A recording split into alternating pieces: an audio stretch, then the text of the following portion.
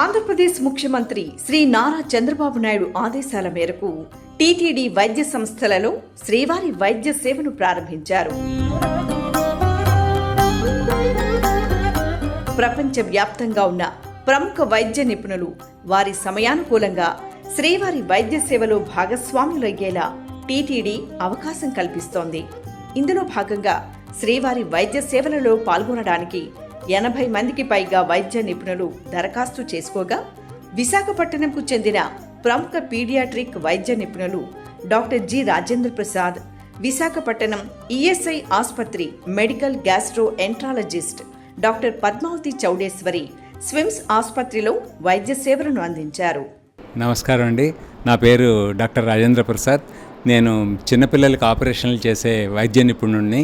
చిన్నపిల్లల సేవ నిజంగా చెప్పాలంటే మాధవ సేవే. చిన్నపిల్లలందరూ దేవుడితో సమానం కాబట్టి ఆ స్వామి నుంచే ఆర్డర్స్ మాకు లభించి ఈ రకమైన సేవ చేసే భాగ్యం కలగడం నిజంగా పూర్వజన్మ సుకృతం అనుకుంటున్నాను. ఇంత మంచి ఆలోచన వచ్చినందుకు ప్రభుత్వానికి, ఆ ఆలోచనని కార్యరూపంలో పెట్టినందుకు తిరుమల తిరుపతి దేవస్థాన కార్యవర్గ సభ్యులకు, అధికారులకు, హాస్పిటల్లో మాకు ఇన్ని సౌకర్యాలు కల్పించిన స్విమ్స్ అధినేతలకు, అడ్మినిస్ట్రేషన్కు, వైద్యులకు అందరికీ నా హృదయపూర్వక ధన్యవాదాలు.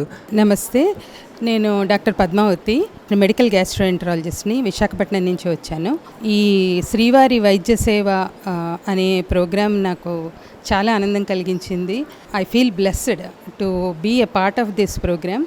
I hope and wish that this program will reach to thousands of needy people, and it will be a great project under Lord Venkateshwara. Great arrangements for the doctors who are coming for this project work.